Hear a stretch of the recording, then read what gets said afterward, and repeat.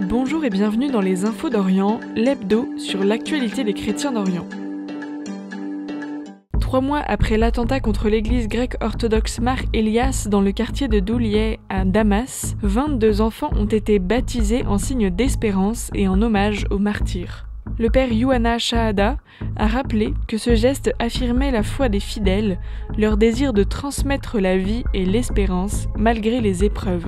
Nous continuerons à baptiser nos enfants, à les instruire et à les élever dans cette église et sur cette terre, a-t-il déclaré, soulignant la volonté de la communauté de rester enracinée et vivante.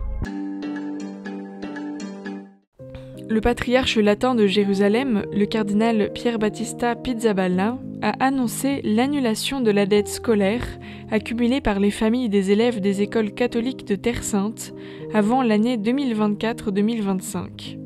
Une mesure exceptionnelle alors que beaucoup, touchés par la guerre à Gaza et privés de revenus du tourisme, n'ont plus les moyens de payer la scolarité de leurs enfants. Dans une lettre, le cardinal reconnaît la difficulté d'une telle décision vu son coût, mais la juge nécessaire. Il y voit un geste concret de solidarité en lien avec l'esprit du jubilé 2025 qui ne doit pas se limiter à une conversion intérieure, mais aussi promouvoir justice, équité et entraide.